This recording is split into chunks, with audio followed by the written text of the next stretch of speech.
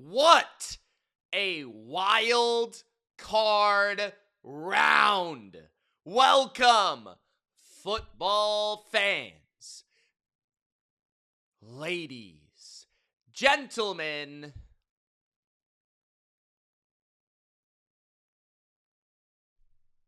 and all of my jabronis. It's Mitch here with your NFL wild card recap, reaction, and rant analysis. The best, most electrifying NFL recap you or any other jabroni will find on the internet. So if you're ready for my thoughts on every wild card game,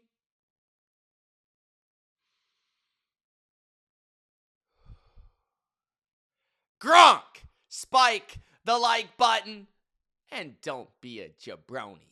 Let me know in the comments what you thought of wild card weekend. Let's get to it. Let's talk about every game, beginning with the game that I just saw. I just witnessed with my two blue eyes. One of the most hideous, horrific, horrifying football games I have ever seen. That game being the Pittsburgh Steelers at home in what could have been the final time we witness the great, the iconic, the controversial Aaron Rodgers. And how does Aaron Rodgers go out? He goes out in the most honorable way possible, throwing a pick six directly to the Houston Texans to lose the game 30-6. This was a disgusting performance by Pittsburgh. It can't be discussed, it can't be uttered, it can't be described in any other fashion or form than disgusting. Utterly disgusting. And I have to start here because the NFL media, NFL analysts, and especially those that don't like Aaron Rodgers because of his politics or because of his stance on certain issues. I don't give a rat's ass about any of that jabroni crap. I don't care. I only talk about football. And people are going to say, oh, Aaron Rodgers, he stunk. The Steelers, they suck because of Aaron Rodgers. No. There is only one man. And I mean one man that you, I, or any other NFL fan, Steeler fan, should be blaming for this performance. And it's not Aaron Rodgers. No. His name is Mike Tomlin. Because since 2016, Mike Tomlin has won as many playoff games as you, as I, as any other jabroni watching from their home. He has lost every single playoff game since 2016. And this is not a small sample size. He has not won a playoff game since 2016. So is Aaron Rodgers the difference? No. The Steelers were flat out embarrassed by the Houston Texans. The game was 7-6. until the fourth quarter when the Texans were demolished. 23 points allowed in the final quarter. 2 touchdowns from the Texans defense. A fumble for 6 and a pick for 6. Unbelievable. The game was over when Sheldon Rankins ran over the Steeler offensive line, stripped the ball from Aaron Rodgers, and ran it to the house. That's when the game was actually over. From there on out, Houston proceeded to score another touchdown. Woody Marks on an 11-play, 87-yard drive. And then they got a 50-yard pick 6. But Houston's offense really only scored 2 touchdowns. And a field goal. That was it. The Texans, though, did put up 400 yards, 21 first downs. They were 10 for 15 on third and 2 for 3 in the red zone with 32 minutes of possession. But the reason they put up that many yards is because Mike Tomlin's defense, 1, could not stop the run, 2, is just not very good, and 3, the offense couldn't move the ball, so the defense was on the field the entire game. And the Steelers had 175 yards, and they ended up turning it over twice for touchdowns, which is crazy because the Texans turned it over 3 times. And despite 3 turnovers from CJ Stroud, 1 of them in the Steelers' red zone, 2 of them in their own end, Pittsburgh could not capitalize and get control of this game. 3 turnovers before the Steelers even had 1. And the Steelers were still trailing despite CJ Stroud fumbling twice, despite the Texans' inability to snap the ball, and despite the Texans' inability to score any points. The Steelers fumbled the game. But this ended up being a beatdown by the Texans defense. They dominated the line of scrimmage. The Steelers were able to pop a couple runs early, a couple nice throws to DK Metcalf, a couple dink and dunk screens to Kenneth Gainwell. Outside of that, Rodgers had basically as many incompletions, 16, as he did completions, 17. He averaged 4.4 yards per attempt, 146 yards. He was sacked 4 times. He was pressured numerous times. He had a 50 passer rating. Jalen Warren had 3.6 yards per carry. Kenny Gainwell had 3.3. Metcalf only had 2 catches.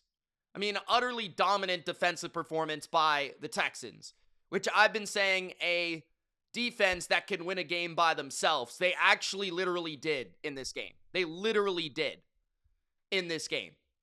They scored more points, double the amount of points that Pittsburgh's offense scored. And the only reason Pittsburgh's offense scored those points is because of the Texans' offense and CJ Stroud. This was a beatdown.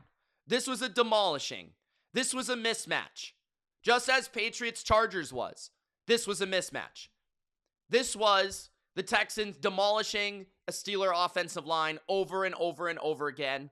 This was the secondary of the Texans stifling and honestly just blanketing the Pittsburgh Steelers receiving core. This was an Aaron Rodgers who couldn't find any plays vertically. This was a Steeler team that couldn't break any tackles of the Texans. And the Texans were flying around playing carefree defense and just absolutely annihilating anything in sight. The most impressive aspect for Houston offensively was their run game. Nick Chubb had 4.8 yards per carry. Woody Marks had 5.9. And the Texans overall found a run game in the second half to finish this game. For the most part, early they weren't really able to run the ball that well. But when they were able to move the ball, it was all on the run game. They did have a couple explosive throws from CJ, who finished with 250. He threw a bad pick. He was sacked 3 times.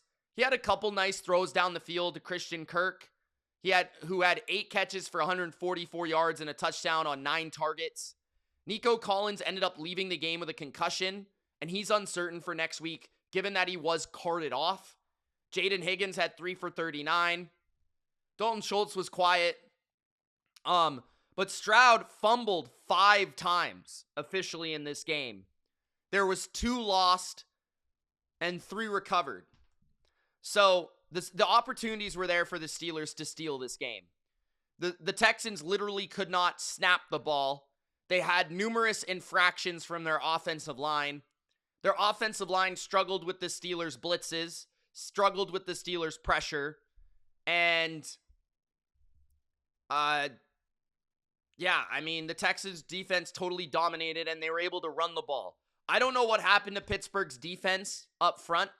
I don't know why they were just manhandled by the Texans offensive line and the Texans run game. But that's a point of emphasis for anyone that's playing the Texans. Stop the run first and force CJ to beat you, and send a blitz every single play of the game until they stop it. Now, I will give the Texans credit for being 10 for 15 on 3rd down. That is impressive. Meanwhile, the Steelers were 2 for 14. And that was basically the game. Both teams were able to dink and dunk and run the ball just enough on early downs, but the Texans were far better on 3rd. Also, there was probably the second half where Houston was able to get 4 to 5 yards a carry on the ground on early downs to set up efficient 3rd down play. But the Texans had 6.2 yards per play. It was literally double the Steelers' 3.1. I mean, this was domination. It just really didn't feel like it, because it felt like the Steelers had a real chance to win this game until Sheldon Rankins hit, strip sacked, and forced a touchdown on Aaron Rodgers in the 4th quarter. And that happened. When did that happen? That happened early in the 4th quarter with 13 minutes left. 11:20 left. So it was 10-6, Steeler ball, down 4 after a Texan field goal.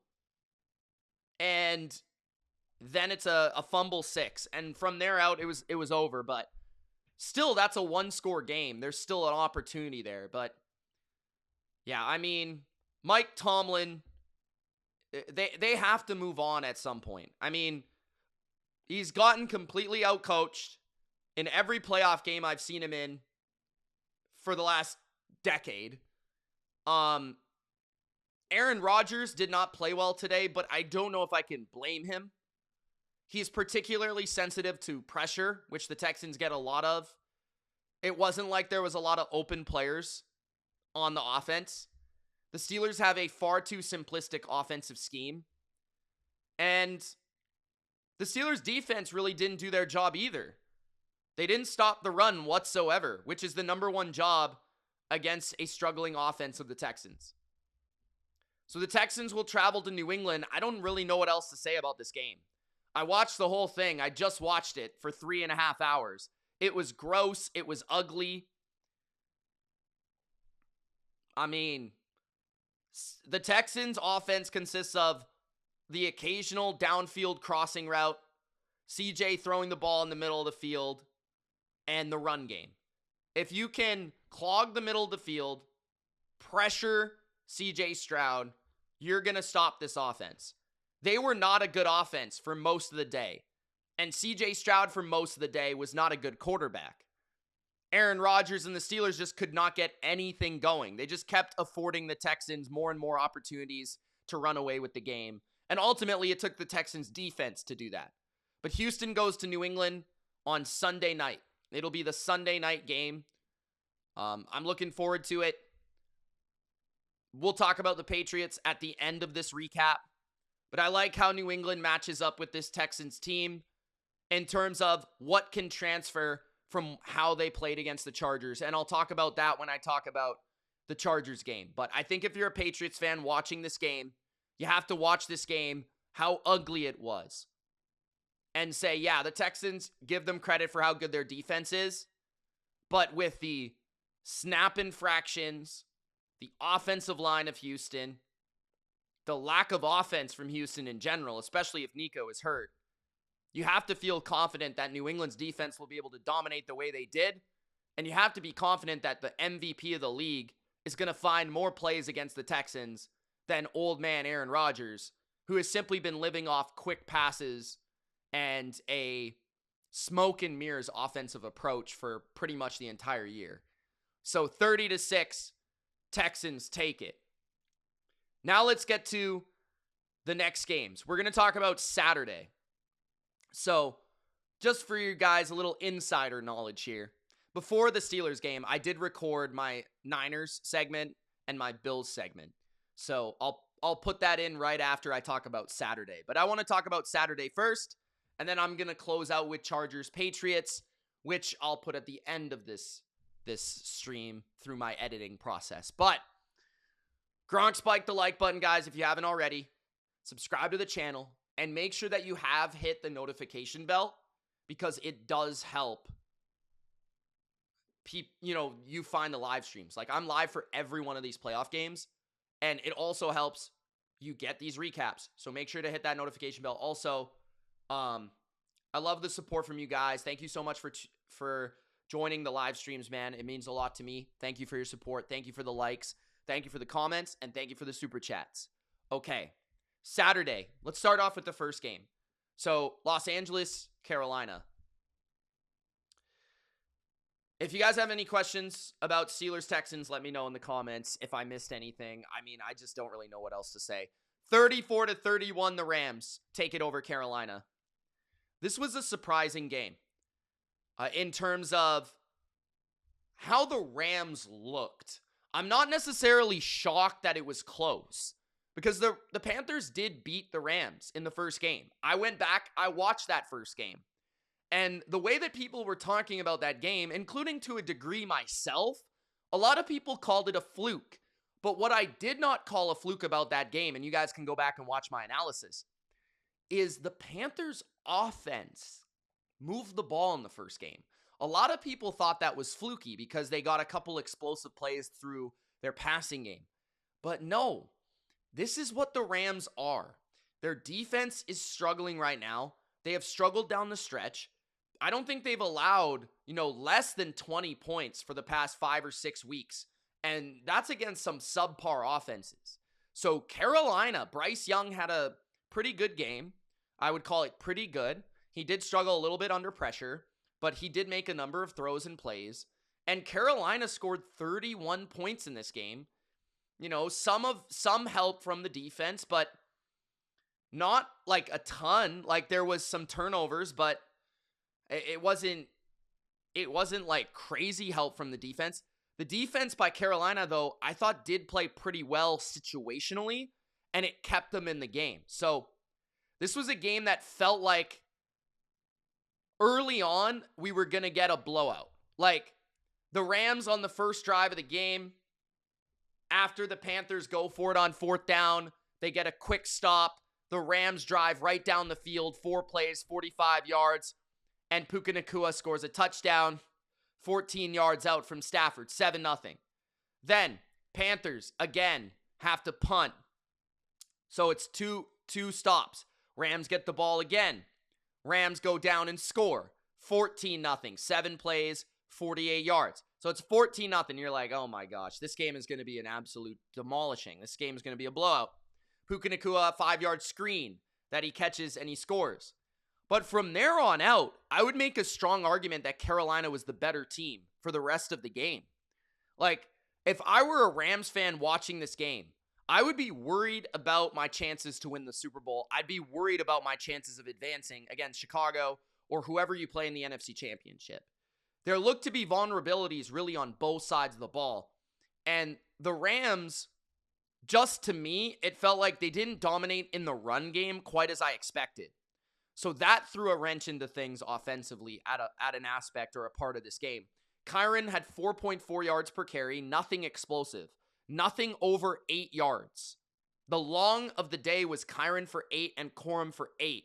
Neither running back had more than an 8-yard carry, so no explosives. Corum had 4.1 yards per carry for 45 yards. Kyren had 13 carries for 57 yards, 4.4. Neither had a 10-yard carry. Stafford was not completing a lot of passes at a high rate. He was 24 for 42 for 304 yards, 3 touchdowns, 1 pick, 1 sack, a 49 QBR, and a 93 passer rating. And I thought he was largely inaccurate. I thought he missed numerous players. I thought that the coverage was tight. I thought the Panthers actually got more pressure than what I was anticipating. They had some stunts, some looping blitzers, some overloads, just blitzes in general, and they flirted with more man coverage than I've seen them play in most games this year, and they mixed it up really well. I thought Evero had a very good game. I actually thought Evero coached his absolute tail off in this game. There's been a lot of criticism on Carolina Twitter about how they approached that final drive, and I think some of that is fair. They were a little conservative, and I felt like they played way too much zone on that drive to what they were doing in man and what they were doing with their blitzes through the third and fourth quarter. I thought was really affecting Stafford, and I thought it was affecting his accuracy, his timing. I thought that they were doing a great job matching up with Mike Jackson, who is probably the best player in this entire game. And I thought, J.C. Horn did go down, so that maybe affected the decision-making of the Panthers in terms of their ability to play man-to-man. But, man, I thought Carolina's defense, despite giving up all the yards they allowed, I thought they actually played really well. I know that's kind of weird to say, and maybe that's like the standard for Carolina is pretty low. But they allowed 411 yards, but they held the Rams 3 for 13 on third down and 1 for 2 on fourth down. Maybe that's part of what it was, is that every big play, or more often than not, it felt like the Rams couldn't convert on a third or a fourth down. Like, they converted 1 for 2 on fourth and 3 for 13 on third. If they weren't getting the first down quickly, they weren't getting the first down. It's kind of what I'm saying. Both teams had 21 first downs. The Panthers were 100% in the red zone, but 0 for 3 on fourth down, which was probably the reason they lost. The Rams were 4 for 5 in the red zone. The possession was pretty even. The Panthers had more turnovers, 2-1. The Panthers had 333 yards. The Rams had more penalties. I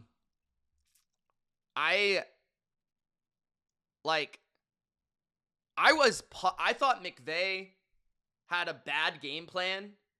I thought, first of all, using the receivers on the perimeter, I thought was weird.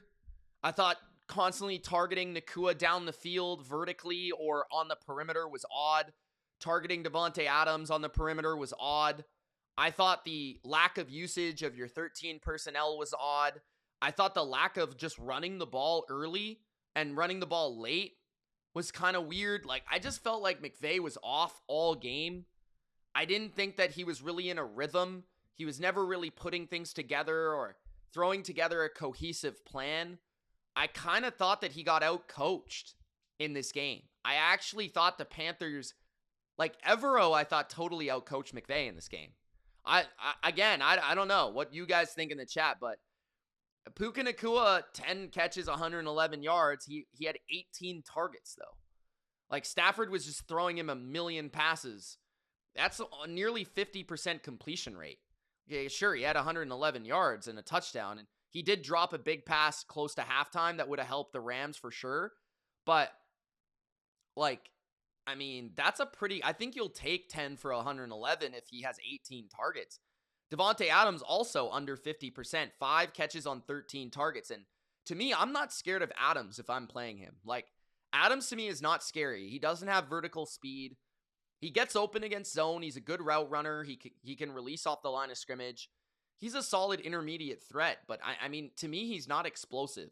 And if you have a physical man-to-man corner on him, like J.C. Horn, I think you're pretty much winning that matchup. I was not impressed by Adams. I don't think he's 100%, but I also kind of feel like I think teams need to play more man-to-man against the Rams. Like, I really don't understand why they don't. It's not like Puka is a burner. And if anything, you could try to double Puka. And he's not particularly great on the perimeter. And then also, Davante Adams is just not a burner either. Like, they don't have a lot of speed. You know what? Tyler Higbee 2 catches for 45 yards. Parkinson, 2 for 34 and a touchdown. Kyron, 2 for 18 touchdown. That was a brilliant angle route. Parkinson, that was probably the play of the game. Stafford back shoulder to Parkinson for the game-winning touchdown, which has resulted in the game-winning touchdown. But the Panthers had the ball late and had a chance to tie this game up with a field goal to send it to overtime. That's how close this game was.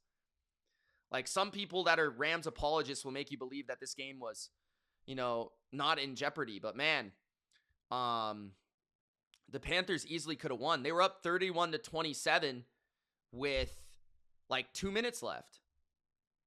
2:39 left. They scored a touchdown to Coker. Beautiful corner route in the back of the end zone. Great pass by Bryce. Great route by Coker. Great catch by Coker. And then a 7-play, 71-yard drive by the Rams, which gave the Panthers 38 seconds to get a field goal, which is possible. They just couldn't get within range. So, they didn't even get a first down, I don't think. But, yeah, like, the Rams, this was a back and forth game. Like, it was 14-0. Then Carolina, it was 17-7, 17-14, 17-17, Rams 2017, 24-20 to begin the fourth quarter. The Panthers were up. Then 27-24, then 31-27. Like, it was a real game. It was a real game. And the Panthers are not a great team. So again, like, the Rams were 10.5-point favorites. They haven't played particularly well down the stretch. They couldn't run the ball in this game the way that I thought they would. Their quarterback wasn't great. He was a little off.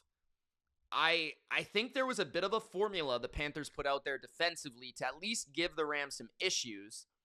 And I continue to be unimpressed by the Rams defense.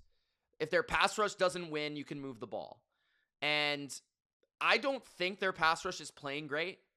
I don't think Jared Verse is playing particularly well.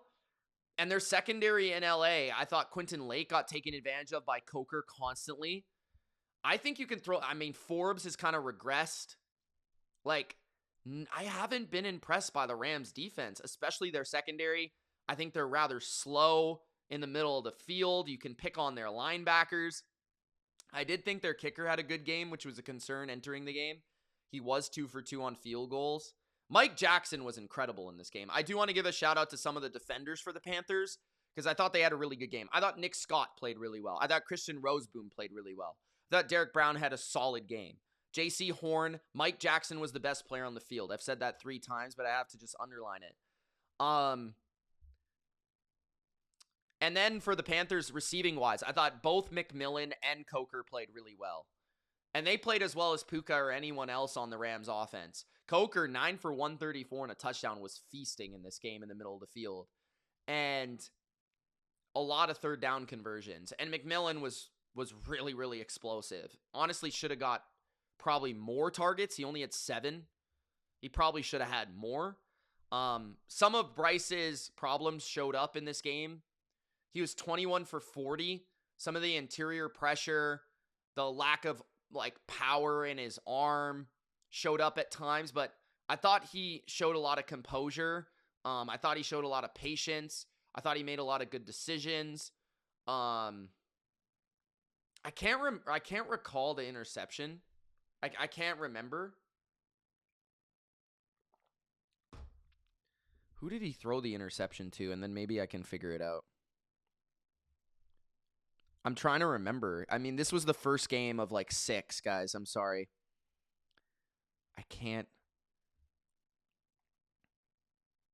So, where were they? They were at the Rams' 44-yard line. Bryce Young threw to Coker. I think it was tipped.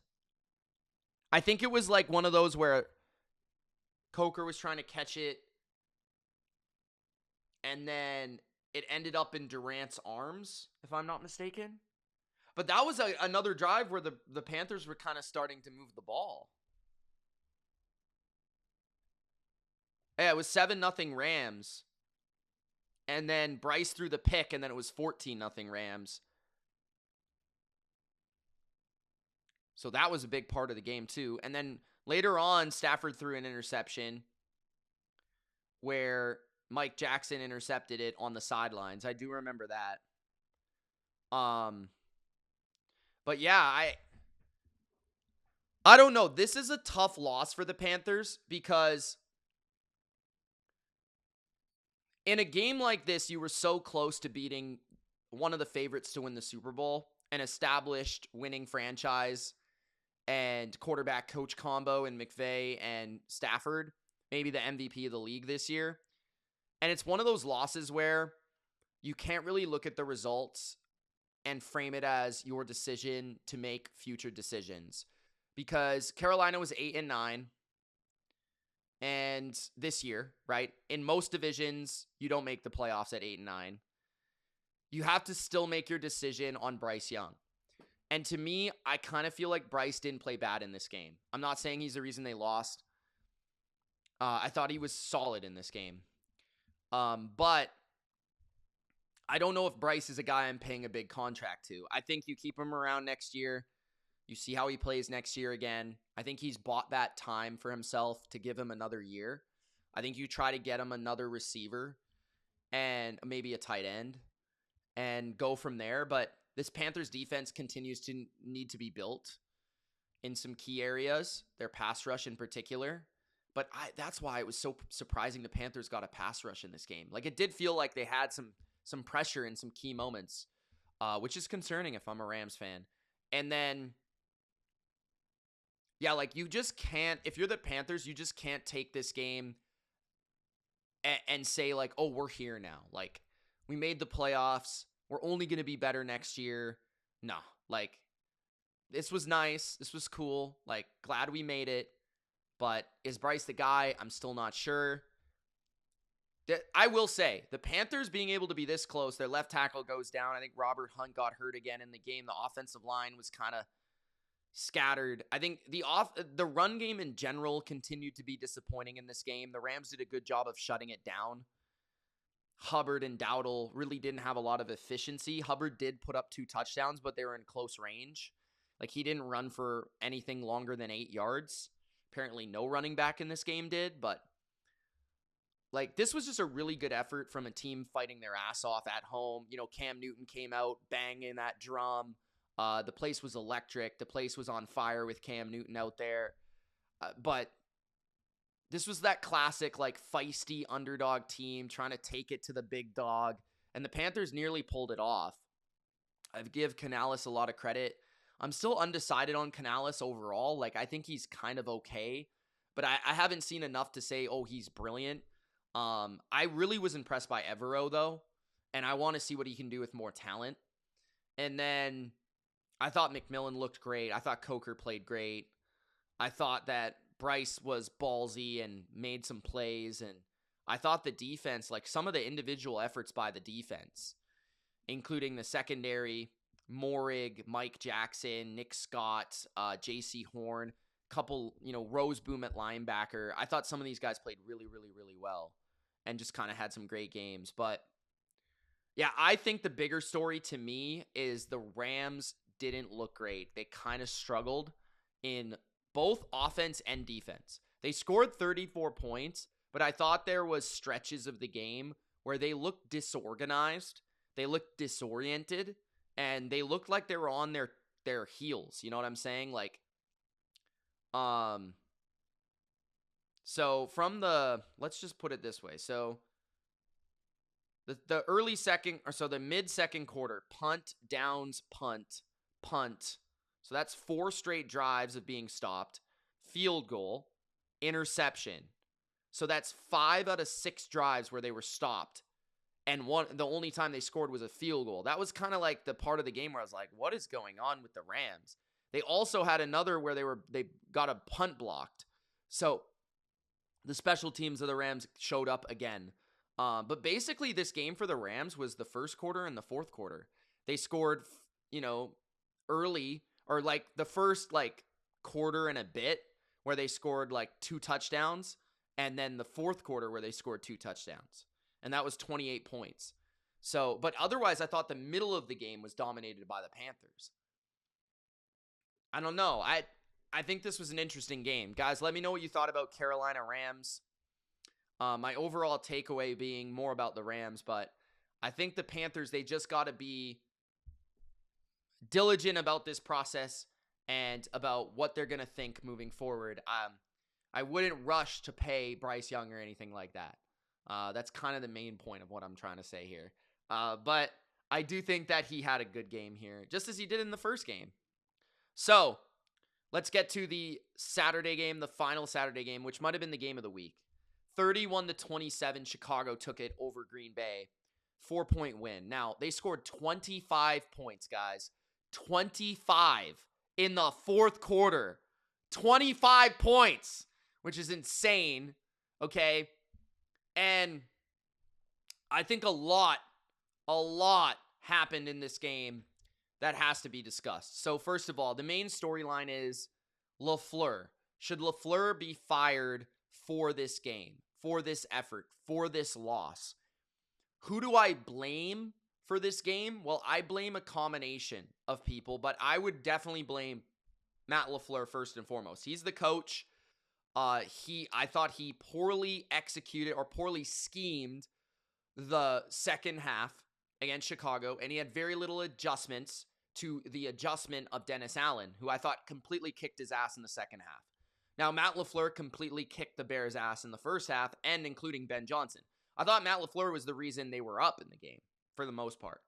But that being said, he was also the reason they probably lost the lead. Second, I thought Jordan Love is not getting enough heat for this game. I thought Jordan Love didn't play well in the entirety of the second half. I thought that, he was not doing well against pressure.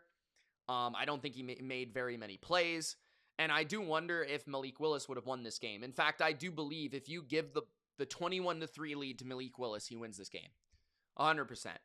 Because I think that they run the ball. I think Malik Willis runs the ball. I think that that's the way they keep the ball away from Chicago. Speaking of the run game, that might have been the biggest disappointment of this game from Green Bay's perspective. You're playing a bottom 5 run defense in the league in the Bears, and you run for 2.9 yards per carry with your Pro Bowl level running back in Josh Jacobs. And I think Josh Jacobs is one of the guys that the Packers need to think about what they're going to do with in the future, because I don't think he had a great year this year. I don't think Josh Jacobs played very well this year. I don't think the Packers' run game played very well this year. And I don't know how much of the blame is Josh Jacobs. I don't know how much of the blame is the Packers' offensive line, or the scheme itself. But I was not impressed by the Packers' run game all season. And it showed up here when they needed it the most in the second half. They weren't able to run the ball. Emmanuel Wilson only getting 1 carry, I think, is ridiculous, considering that Emmanuel Wilson had a very efficient game against the Bears in that second game in Chicago, particularly in the second half. And for some reason, they only gave him the ball once, when I feel like he's been a more efficient runner than Jacobs all year. But this is why I would blame Matt LaFleur first and foremost, guys. The second half drives for Green Bay in which they were in the lead. Time of possession, 56 seconds, 1 minute, 29 seconds, 2 minutes, 23 seconds, 37 seconds, and 1 minute, 22 seconds. Guys, that is 1, 2, 3, 4, 5 drives that you were in the lead in the second half. Guys, the Bears they had 6 points until the fourth quarter. They ended up with 31. 6 points until the fourth quarter. So the score was 21-6 entering the fourth quarter. The Packers scored 6 in the fourth quarter. But 56 seconds, 1 minute, 29 seconds, 2 minute, 23 seconds, 37 seconds, 1 minute, 20 seconds. Keep in mind, if I were to run the ball 3 straight times and not hurry up and snap the ball after the play, I would take off, do the math, right? You would take off 120 seconds from the clock. Right? So that's 2 minutes. 40, 40, 40, right? It's a 40 play clock. So you run the ball, run the ball, run the ball. Let's just say you run the ball 3 straight times. 2 of their possessions was under a minute. 56 seconds, 37 seconds. 4 of their possessions was under 2 minutes. Again, if I run the ball 3 straight times, that's 2 minutes. I don't even have to get the first down. If I run the ball 3 straight times, I'm taking 2 minutes off the clock on each of those drives. I took off 56, 37, 122, 129, and then the other drive was 2 minutes, 23 seconds. That's inexcusable. That's terrible coaching. That's terrible clock management. That's terrible game management. That is, what, 5 minutes? Like, a minute 29, that's 4 minutes plus, 5:22. That's like 7 minutes that you took off in the second half with your possessions until late in the game. Chicago gained the lead. Chicago got the lead with a minute and 43 seconds left. That's the first time they had the lead in the entire game. Was a minute and 43 seconds left. You took 7 minutes off the clock in the second half with 5 possessions. That's inexcusable. That's inexcusable. And, I thought Matt LaFleur got his ass kicked in the second half. I think a big reason they only put 7 minutes off the clock is because Dennis Allen figured out the Packers. They leaned into blitzing, playing some man-to-man, and just selling out to stop the run. And Jordan Love had no answers. Jordan Love kind of choked this game away. They put Jalen Johnson on Christian Watson. They forced other people to beat them. They weren't really able to do it. And Matt LaFleur didn't have any inventive or creative play calls. They were constantly running the ball on first down for no gain. Love made no big throws in the second half. The one thing I'll say about LaFleur, I would not fire LaFleur to answer that question. I think he is a top 10 coach in the league. I think the mere fact they had a 21-3 lead is mostly on him, because I thought he was phenomenal in the first half. I thought he completely outcoached and schemed Ben Johnson. I thought he had Dennis Allen on the ropes. I thought the way the Bears looked on defense, I didn't think they were going to get a stop all game. It looked that bad. That's why Ben Johnson kept going for it on fourth down in his own end, because he's like, we can't get a stop. This is crazy. And I was saying the same thing. I was like, these Packers are not going to be stopped all day the way they look. And then Dennis Allen made a couple tweaks, and they had no counterpunch. No counterpunch. And then I wouldn't fire him because, okay, going into this game, he's on the road. He doesn't have his two best offensive linemen. He doesn't have his tight end, who's his second best player, right? He's got no Micah Parsons. He's got no Devontae Wyatt. They lose, Edgerrin Cooper late in the game. So, you really look at the talent they're dealing with in this game, especially defensively in the second half and on the offensive line, and it's how could you fire LaFleur off of this effort, even with a blown lead, based on the personnel they were dealing with in this game? I mean, think about who they really had out there. 3 backup offensive linemen, backup tight end, backup left end, backup D tackle, backup linebacker. So, sure, I think what we figured out is he's not Kyle Shanahan, but he's still a good coach. And that's a lot to adjust to, and that's a lot to overcome. Especially when your quarterback is not making spectacular or clutch throws or clutch plays. But I think Dennis Allen deserves a lot more love, and I don't think he's been getting it. A lot of attention goes to Ben Johnson and Caleb Williams. Dennis Allen was the unsung hero of this game. If you really think about what he's dealing with defensively, this is a team with a lack of a pass rush. This is a team with a bad run defense. This is a team that gives up a lot of points every game. And sure, they allowed 21 in the first half. They only allowed 6 in the second half. His halftime adjustments were spectacular. Guys, think about these drives that Dennis Allen's defense put out there. 3 plays, -2 yards, punt. 3 plays, 8 yards, punt. 5 plays, 13 yards, punt. 3 plays, -10 yards, punt. then Packer touchdown, then missed field goal, then a stop at the end of the game, 11 play, 44 yards. They got to Chicago's 28 and had to throw a Hail Mary. That's insanely good defense, insanely good adjustments. And I thought they overwhelmed them with blitz after blitz after blitz, and they didn't answer it. The Packers didn't answer it. And credit the Bears secondary for coming through in the clutch. I thought they played really well in the back end, enabling Chicago to blitz a lot. I particularly thought Jalen Johnson was very, very good.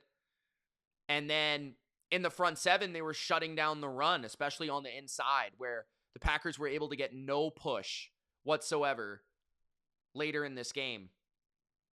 Then you talk about the offense, because it takes two sides to come back. That's what people don't understand about comebacks. It's not just about the offense. And it's not just about the defense of Green Bay blowing a lead. It's about two sides of the football playing complementary football to allowing it to happen or to actually making it happen. That's what's so spectacular about comebacks, is that you have to dominate in such a way, in such a brief period of time, to overcome all the deficiencies of what happened earlier, all the faults of what happened earlier. Caleb only threw for 50% completion, 24 for 48, 361, 2 touchdowns, 2 interceptions. He was outright bad in the first half.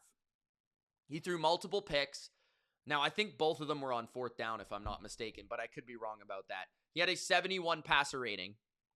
He also made some incredible plays and incredible throws. I mean, everyone's talking about was it 4th down and 8 or 3rd down and 8? He scrambled to the left, threw on the move, off balance. Beautiful throw to Rome Odunze. Just one of the best throws I've ever seen, quite frankly. Like, it was an insane play. I remember reacting to it in person. Or not in person, but on stream. And I was just blown away by that. You know, he's been doing this all year, though. Like, all year. Caleb, no panic, come back in the second half. That is this team. That's their identity. Anyone that was surprised to see this has not been watching Chicago. Chicago does this more than anyone. 6-7 games this year. They have won, maybe not 25 points in the fourth quarter, drastic or crazy, but they were fully capable of this because of what they've done all year and the faith they've had all year. And Caleb's playmaking between the scrambles and the throws, the off-platform throws, you know, a lot of explosives, because 24 for 48, it wasn't like it was a lot of rhythm. It was a lot of chunks. It was a lot of explosives. Colson Loveland looked like a superstar out there. He looked like a future elite tight end. 8 catches, 137 yards on 15 targets, including a 2-point conversion. That looked like the old McDaniels, Gronk, go from jumbo to empty, run the out route, Colson Loveland. And then DJ Moore had 6 for 64 and a touchdown. He had a drop in this game, but he redeemed himself with some big plays. Rome Odunze, returning to the lineup, had 2 for 44. Luther Burden, 3 for 42. Swift had some clutch plays, 2 for 38. The Bears' run game wasn't that great, but I thought Swift was pretty good, 13 for 54. I kind of feel like he should get the ball more. And he had a touchdown. I honestly, looking at this game, like, I'm glad the Bears won, because I think they have a much better chance of winning in the next round than Green Bay would have. Green Bay is very beat up. Green Bay, I just don't think matches up well with really any remaining team. Chicago, to me, I think is the better team here. I know that the Packers were beating them down, but Chicago had to dominate that second half in a huge way, and they did. And they ended up having more first downs. They ended up being 10 for 19 on third, 77 plays, 445 yards, nearly identical yards per play. I thought their run game was a little bit better than Green Bay's. I thought Loveland was utterly dominant.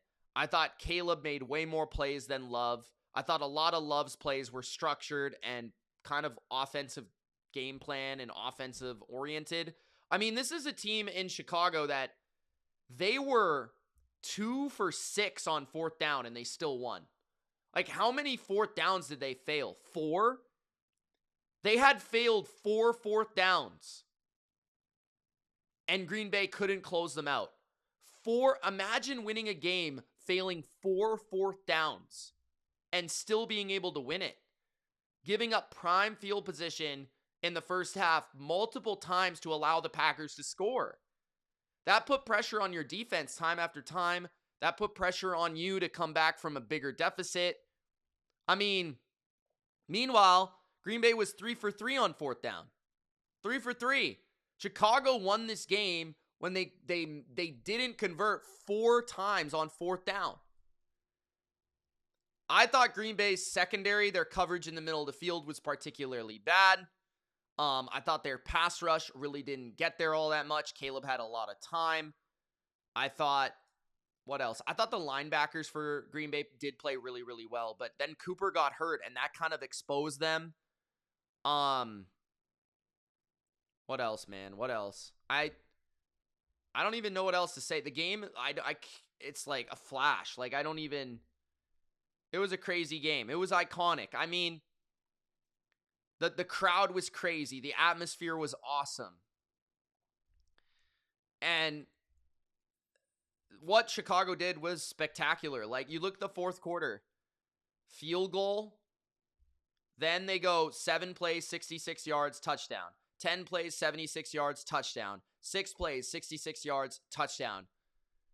I mean, that's a 2-minute and 30-second drive, a 2-minute and 18-second drive, a 1-minute, 8-second drive.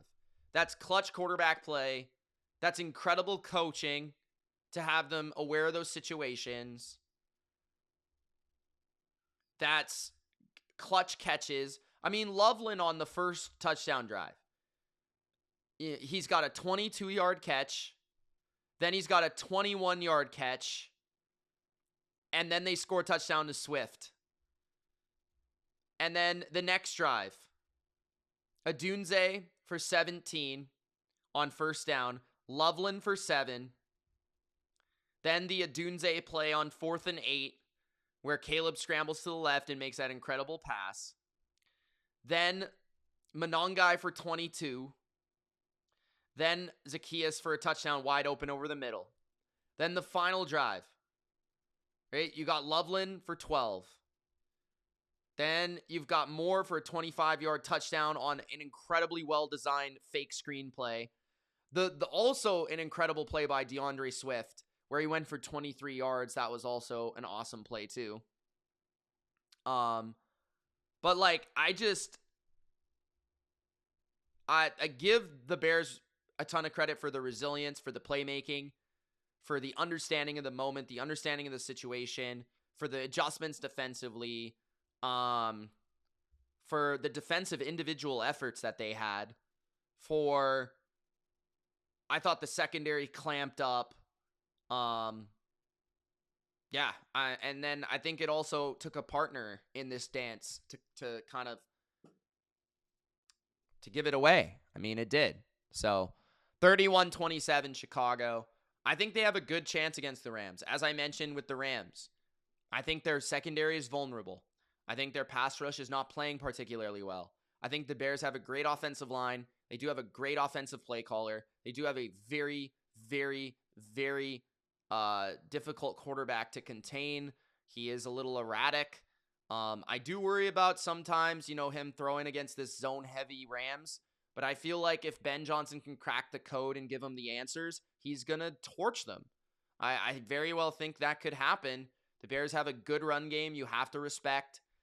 And Bears defensively, the interesting thing about watching the Bears versus the Packers in that second half and the Panthers versus the Rams in that game is they both employed the same strategy.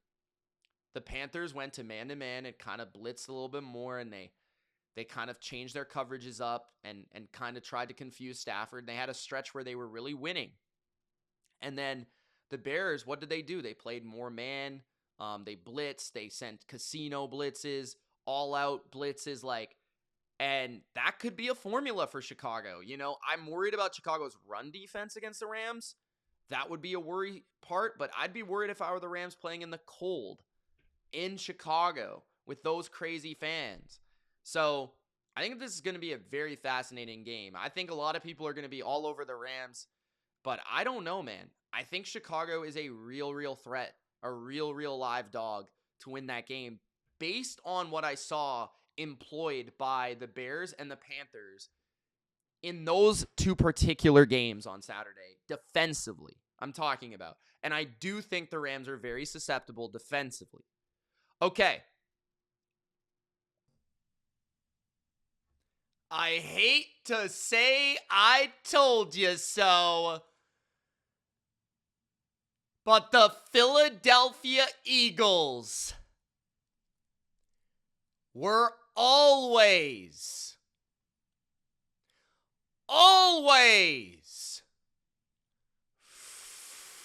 frauds. Absolute Philadelphia frauds. And that's not the only thing I told you about. I've been sitting here all season. Never mind all season. Never mind all year. Never mind all last 2, 3, 4, 5 years. I don't know how long. I've been sitting here saying, Kyle Shanahan is different. Kyle Shanahan is the man. Kyle Shanahan is the most valuable person in the NFL. The MVP of the NFL. I don't know how long I've been sitting here preaching. And yet, every last one of you jabronis sit there and doubt Money Mitch when I say that the Niners might be able to win this game. Don't be surprised if the 49ers upset the Philadelphia Eagles. And when I broke down the worst matchups for the Eagles at the start of the playoffs, one of them was the 49ers. Not because of San Francisco's talent. No, not at all. But because of San Francisco's coaching. The overwhelming coaching advantage that the 49ers held over the Philadelphia Eagles. And that's exactly what we got on Sunday. The 49ers defeat the Eagles 23-19.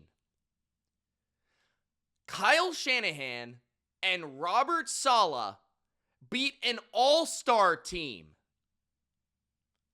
with some guy named Willow at linebacker, Malik Turner taking meaningful reps at wide receiver, George Kittle tearing his Achilles, the heart and soul of the franchise, tearing his Achilles in the first half.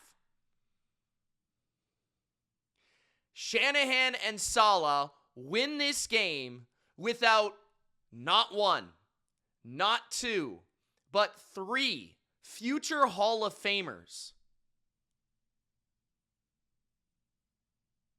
Their first round pick this year, their first round pick and best receiver, Ricky Pearsall. Another one of their first round picks and former Pro Bowl wide receiver who's speeding down the street, Brandon Ayuk.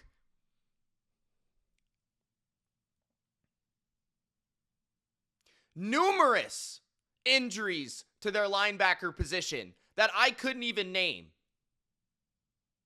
Eric Kendricks off the damn street.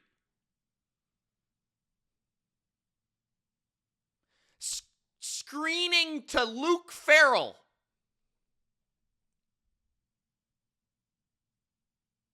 The 49ers upset the Eagles. And it wasn't even that surprising.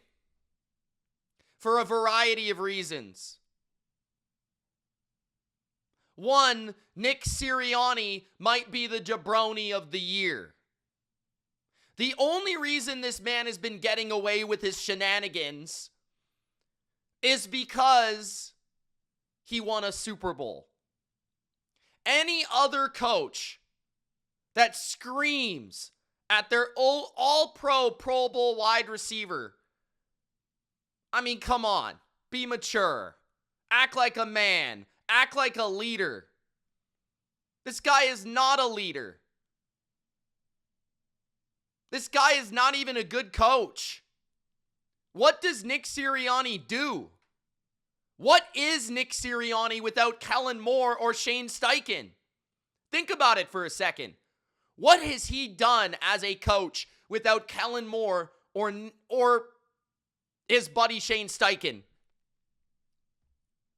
Think about it. Without great offensive coordinatorship in Philadelphia, offensive coordinating, Nick Sirianni is basically flipping burgers at McDonald's. And without Vic Fangio, this game wouldn't have even been close. The Eagles' defense, which is drawing criticism for some reason, is the only reason this game was close. And yet Kyle Shanahan and his offense and Brock Purdy, who threw 2 ugly interceptions in this game, put up the highest success rate of any offense since the beginning of the Vic Fangio Philadelphia era.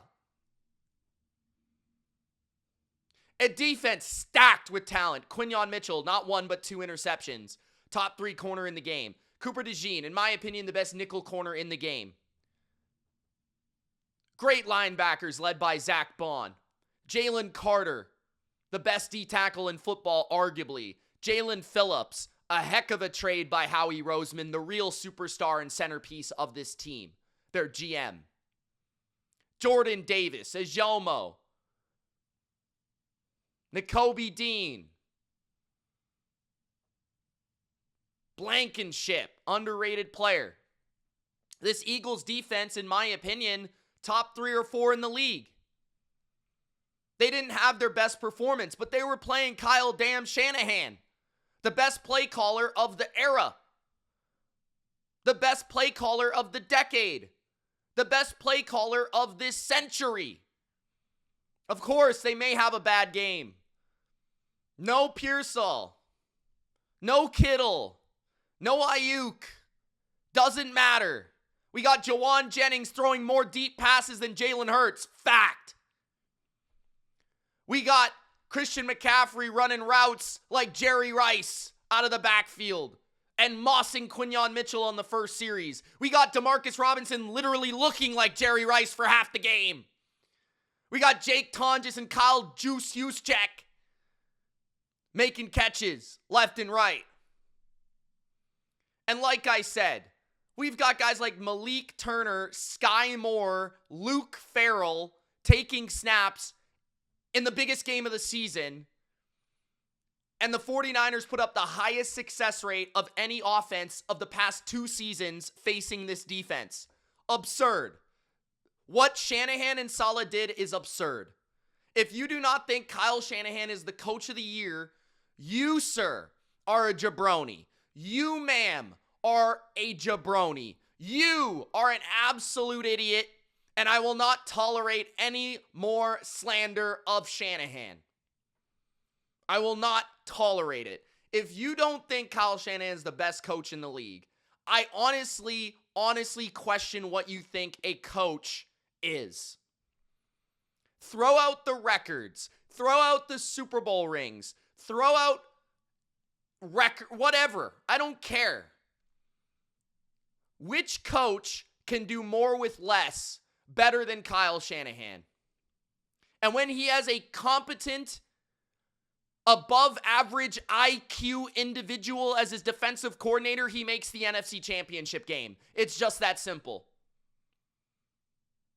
You can take away all his coaches around him and he's still the best. You can take his quarterback away, he's still the best. You can take his tight end away, he's still the best. You can take his 1-2 receiver away, he's still the best.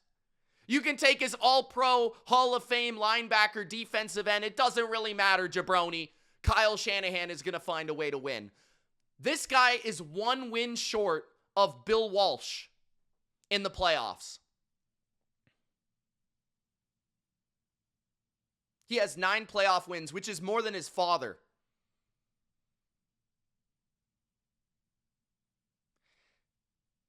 You give this roster to literally any other coach in the league, they are not even coming close to winning a playoff game. Any other coach, I honestly don't care. Sean McVay, which we'll get to, with nearly a loaded deck, all his weapons, all his players, he's missing maybe one offensive lineman, nearly lost to the Carolina Panthers. The 49ers walked into Philadelphia, stared at the champs, punched them in the face, and knocked them out. Missing all these players. That is incredible. That is incredible. There's no other word to describe it. Incredible is the only word. And I give them a real chance against Seattle. Yeah, they're outmanned. Seattle has way more talent. But if you think I'm going to sit here and not say that the Niners don't have no chance, you're nuts. You're nuts. Brock Purdy's never lost in Seattle. But let's talk a little bit more about this game, man. Purdy, 18 for 31, 262, 2 touchdowns, 2 picks. He actually ended up with the highest success rate of any quarterback this weekend. And I thought Brock Purdy played pretty well overall. I did think the interceptions, I mean, one of them you simply can't, like, here's the thing, Brock. You got to know, it's Quinyon Mitchell, bro. Like, you got to know the personnel a little bit better. You shouldn't be expecting Sky Moore or Jake Tonjes to make a play against Quinyon Mitchell. You should not be forcing those throws into those windows against their best defensive back and one of the best in the NFL. Like, you shouldn't be doing that. And those could have been costly. And those very well should have been costly, right? The Eagles didn't turn the ball over, right? The Niners won this game with numerous injuries, with injuries in the game. They were down going into the fourth, which apparently Shanahan can never win a game going into the fourth down, right? That's what I was told. Also, they lost the turnover battle. And they still won. And they still won. That's crazy. But the first drive was masterclass. Demarcus Robinson, what a game. Without Ricky Pearsall, I questioned if they would have a guy to be able to expose Adoree Jackson. Well, that man ended up being Demarcus Robinson. He even made a couple plays against Quinyon Mitchell early. 6 for 111 and a touchdown. Jawan Jennings had one massive catch for 45 yards. McCaffrey was constantly open underneath, 6 for 66, including a couple screens. He made an incredible catch on that first drive, looking like Michael Jordan in the air. 2 touchdowns. That one touchdown was just beautiful. I mean, looked like that mesh concept, like mesh traffic, where you send the running back underneath the offensive line. He slips through that C gap or that B gap, and then he runs an angle route back to the inside. That's just incredible play design and playing off of your tendencies. McCaffrey scored on that kind of route before, and then they just added a little layer to it. I mean, how would the Eagles be able to defend that? It was simply impossible for Nakobe Dean or anyone else to be able to defend that. Kyle Juszczyk making 4 catches in this game for 49 yards. Stepping up. I mean, for his buddy George Kittle. I mean, unbelievable. And then, Purdy made some timely scrambles, that as well. The Eagles have kind of had some issues with that a little bit. Movement from the quarterback all season. I thought this was one of the best games that a quarterback and a passing offense in general has had against the Eagles all year. And I think that showed up in the numbers. The interceptions could have been costly. And I think if the Niners go on to lose this game, we're looking back and saying Brock made one too many mistakes. The thing is about Brock, he's very aggressive, and he's going to throw an interception just about in every game against a good defense. Like, that's just kind of the way he is. But he's also going to make some throws. And I think you've got to give that fine line of credit while also kind of criticizing him at the same time of like, yeah, he was clutch in the end. He made some throws, he made some scrambles, he made some good decisions, he made some bad decisions. And Kyle made some great play calls, and there was just it was just a coaching masterclass. It was just absolutely unbelievable to outcoach that caliber of a defensive coordinator to that degree with the total disadvantage in personnel. Like, that doesn't happen, right? That doesn't happen. So outside, in the wind, in the cold, on the road, like in a hostile environment, like that's incredible. Your quarterback throws 2 picks. Like, it's just insane to me. And they could barely run the ball. 15 carries, 48 yards. Right? So, like, that's crazy. You know? And then we got to talk about the Niners defense and what Robert Saleh did. I don't think Robert Saleh did anything crazy schematically. It was simple, but it was effective. I thought that there was a couple really good rushes that they coordinated up front. I remember one where they kind of filtered and pushed Hurts outside the pocket to the right, and they looped Keon White around to force that pressure and throw away on a big 3rd down late in the game. There was only 1 sack by the Niners and only a few pressures in the game, but they did a good job of caging Hurts in the pocket and forcing him to play quarterback. I thought they actually had an incredible game tackling. Unlike the game against Seattle, I thought that Wallow had a great game tackling, 11 tackles. Eric Kendricks did not miss a tackle. He was awesome in this game. Eric Kendricks is 34 years old. He hasn't really played in a minute. And I hear the praise he gets from Shanahan and the coaching staff for how smart he is, how easy he picked up the defense. And it felt like he was in command.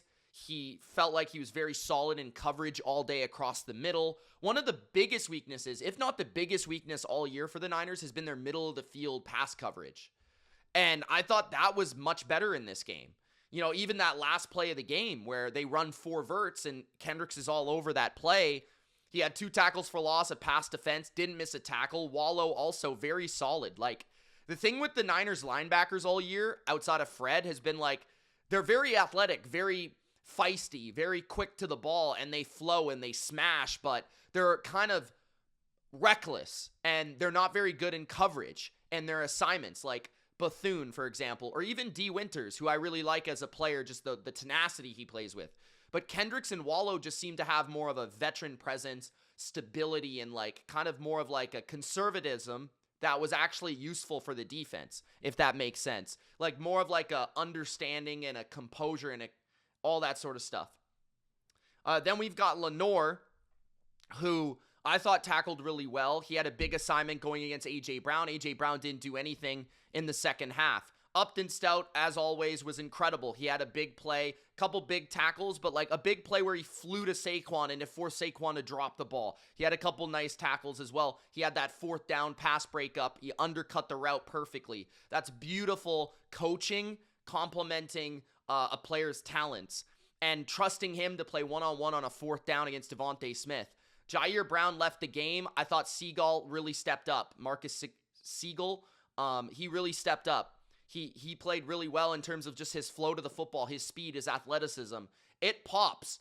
He's a little weak in the secondary, but that didn't seem to pop up in this game. It might later in the playoffs. CJ West, I didn't really even notice like Alfred Collins, CJ West.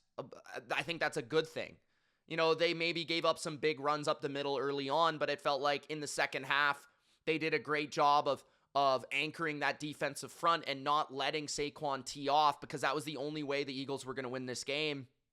Bryce Huff, I thought he had a couple moments as a revenge spot in this game. Keon White had a sack, a tackle for loss, and he was a huge part of their pass rush. You'd like to see more pass rush from this team. Renardo Green was awesome. I don't think Renardo Green gave up a catch. He was great in this game. Like defensively, I think I just went down the list. A lot of individuals played really, really well in this game. And when you talk about the Eagles, like Jalen Hurts, 20 for 35, 168, 1 touchdown, no picks, a 79 passer rating, disgusting performance. And this is what I've been saying about Jalen Hurts. I think if you really, truly look and dissect the Eagles' offense, and I trust guys like Chris Sims, and now LaShawn McCoy is coming out and saying these things, and others as well, like, the fact of the matter is, we can blame Patullo all we want. We can blame the OC all we want. But at the end of the day, this is an offense that is centered and structured around what Jalen Hurts wants the offense to be. That's what you get when you're the Super Bowl MVP. You get the benefit of the doubt, and you're allowed to do what you want, and you're allowed to run an offense that fits your skill set. And a big factor for Jalen Hurts, it's a little bit of this Russell Wilson syndrome where he doesn't want to run.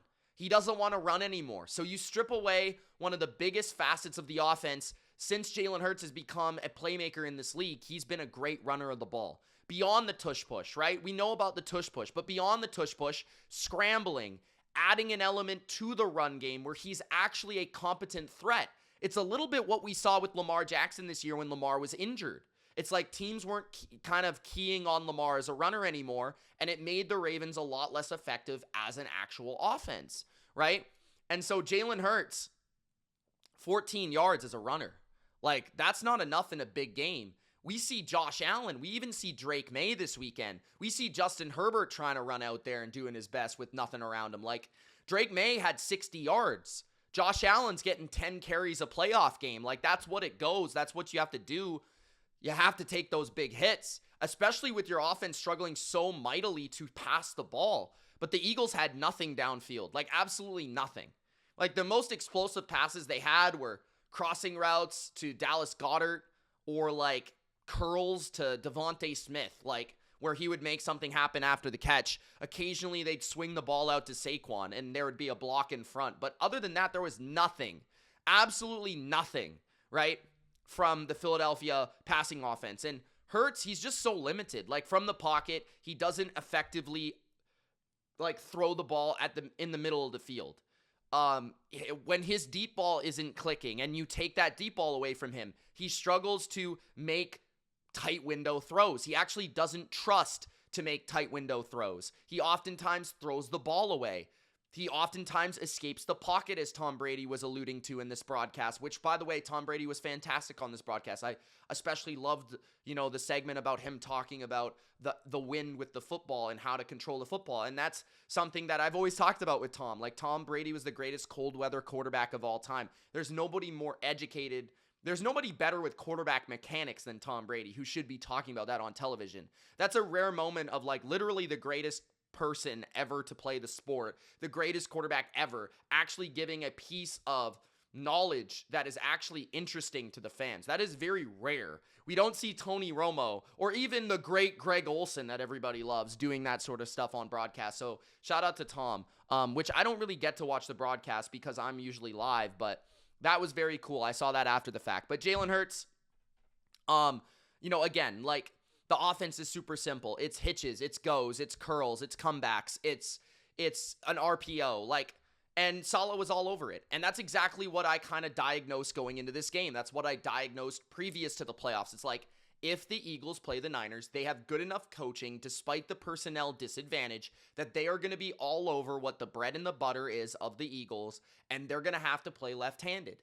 And sure, Saquon still had some success. He had a 29-yard run. If you strip that 29-yard run away from Saquon in this game, it would be 25 carries for like 80 yards in this game. And that is not very good. That's below 4 yards a carry. So, and especially in the second half, I felt like he had nowhere to go. Like, he was getting hit immediately in the backfield, or it was just clogged lanes.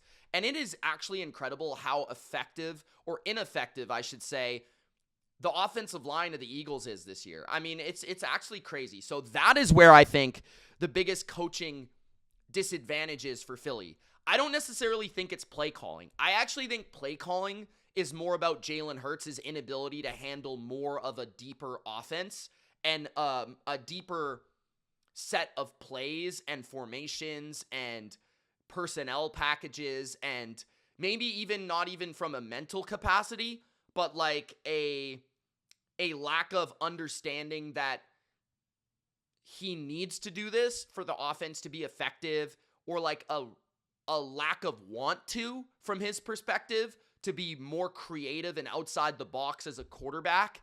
And again, it falls back on how much does he really want to run the ball as well. Like, maybe his ego is getting a little bit too big here, but I don't know. Like, he's a very political guy. He doesn't say much. He's very Russell Wilson. Like, he says all the right things, but I don't know how he is behind the scenes. There's a reason A.J. Brown is pissed off. A.J. Brown is gone. If I'm an Eagles fan, like, appreciate what he did for your team. He has to go, and part of it is him. He had a couple drops in this game, but part of it is, like, you can't have a player on your team in a playoff game that literally doesn't want to be playing for you. Like, for all I know, A.J. Brown didn't want to make that catch. Like, his facial expression certainly said he didn't really care. Like, honestly, like, A.J. Brown is unmotivated. And when you're an unmotivated athlete in a league where you're making millions of dollars, like, that's like a huge disadvantage to your football team, because all these guys around you are good. Your backups are good. The guys that are covering you are good. If you're not motivated, if you're not in it, if you're not focused, you're not going to be effective. You know what I'm saying? And if you hate your coach and you hate your quarterback and you don't get along, you know what I'm saying? Like, you have to get rid of him. Like, he'll be great for a couple years for whichever team he goes to, probably the Patriots, right? Just because of his relationship with Vrabel, and he was actually a Patriots fan growing up. So I'd very much expect that. But I just kind of feel like A.J. Brown can't be on this team anymore. It's too much of a virus to this football team. And Devontae Smith could perfectly be a number one, but I think the bigger problem is Jalen Hurts. The bigger problem is if Jalen Hurts is not accepting of doing something different with this offense, he might have to go. Like, you might have to trade him before it's too late and get some value out of this guy, because he's often seeing coverages and looks that a lot of other teams and a lot of other quarterbacks will not see. Not even Brock Purdy, like, never mind Josh Allen or Drake May. You know what I'm saying? Like, quarterbacks don't get these type of looks where teams are just packing the box and stopping Saquon. And it's a detriment to what you can do on the ground game as well, especially when your quarterback doesn't want to run the ball himself. Defensively, I thought really just like they weren't getting as much pressure as I expected. I think that was the biggest thing. I thought the 49ers offensive line, you know, everyone's talked about Shanahan, everyone's talked about Saleh, some of the player performances, Purdy, etc. The offensive line against this pass rush on the road was really, really good. Like, they were really good in this game. Sure, there was a couple times that Purdy was I mean, you're facing Jalen Carter, and you're facing Jordan Davis, and you're facing Jordan Phillips and Nolan Smith. Like, this is going to happen. You know what I'm saying? So, I kind of felt like I didn't even hear Nolan Smith's name once. I want to say I didn't even hear his name. Maybe that's because he was playing Trent, but I kind of feel like the Eagles got very little pressure in this game. And Purdy, he was getting the ball out, but still, that incredible offensive line performance. I thought Adoree Jackson obviously struggled. I think they picked on him a lot, and that's just what the playoffs are. What I love about the playoffs in part is like the small matchups that dictate games, the small advantages that you can weigh. You know, Marcus Epps as well is another guy that maybe was taken advantage of a couple times. He's more of a backup safety. The two spots on this team, like the safety position opposite Blankenship and the corner position opposite Quinyon, those are the two weaknesses of the Eagles, and Shanahan diagnosed that and really effectively got after it. Yeah, I thought Devontae Smith played well. Dallas Goedert played pretty well. I don't really know why he didn't get more targets, but Jalen Hurts is just not a good quarterback. He won the Super Bowl MVP. He's been to 2 Super Bowls. Congratulations. He's not a very good quarterback right now. He's not as good of a runner as he used to be. Honestly, is he as good of a leader as he used to be? Because his receivers don't seem to like him very much. He hasn't really played all that well in 2 years. He's had a couple good playoff games. Outside of that, he's been extremely inconsistent, and he's been on an all-star team. I mean, this for the Eagles to lose this game, it's incredible. It's an indictment. I mean, first of all, if I were the Eagles, I would absolutely fire Sirianni. I've never been a Sirianni believer. The only reason I've ever let him off the hook is because he won the Super Bowl. And that was more about the talent and Vic Fangio and Kellen Moore, right? The worst coach on the Eagles last year was their head coach. What does that tell you? Like, so to me, if I were the Eagles, I'd go out there and I'd get a new guy in there at head coach. You know, like, keep Vic and find an offensive guy that maybe can call plays. Or at least find a different CEO coach, like a John Harbaugh. Like, get somebody in there that knows what they're doing, has accomplished something without being surrounded by incredible talent all the time, and incredible play calling all the time. So to me, I mean, what would Mike McDaniel do with the Eagles? Like, you know what I'm saying? Get Mike McDaniel with Vic Fangio and see what happens there. And I know that was a duo in Miami. Maybe they wouldn't get along, but that's just an example. Or even Cliff Kingsbury. What would Cliff Kingsbury do with Philadelphia? You know, with Saquon and A.J. Brown and Devontae Smith, and what Hurts could do with if you can commit him to running the ball.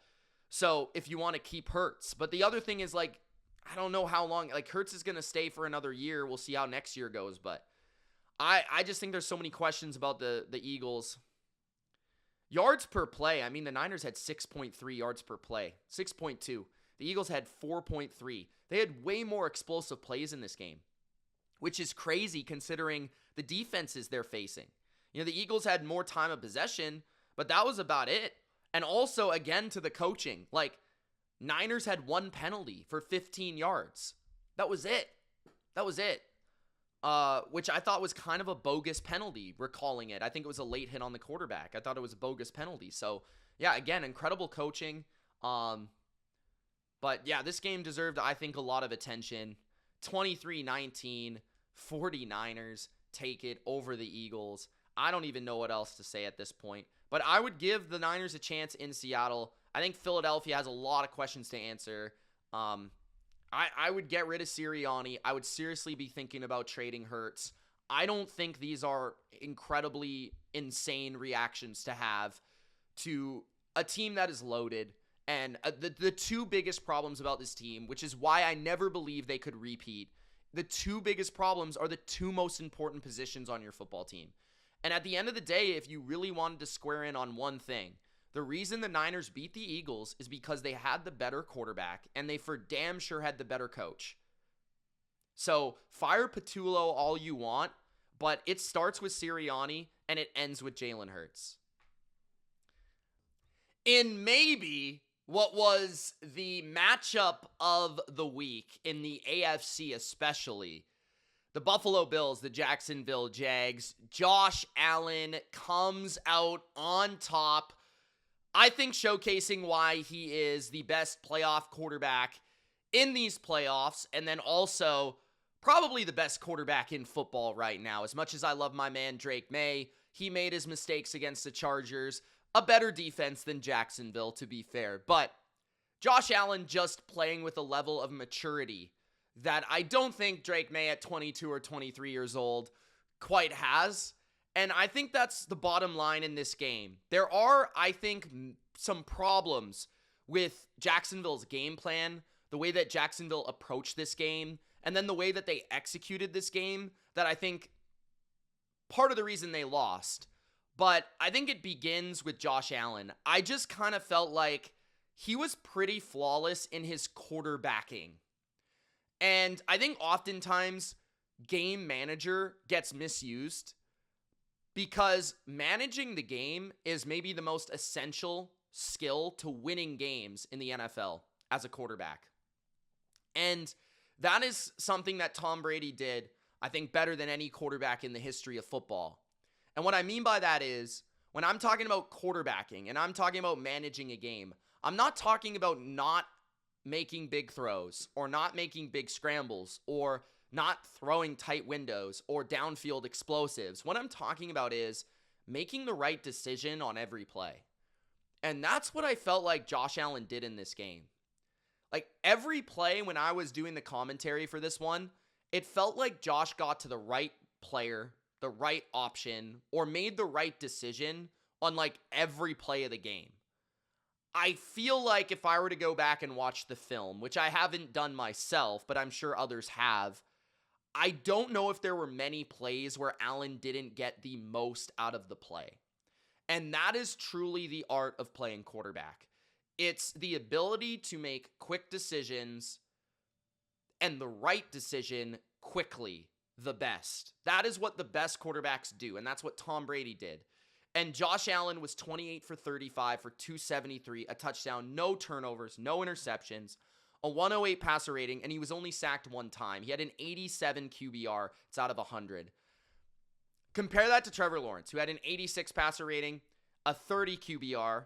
I thought kind of constantly had his head spinning, was indecisive, was unsure of himself, was unsure of the offense, was not really sure what he was looking at half the time, and definitely showed some of his flaws, which he hadn't been showing for a good course and a good part of the late season.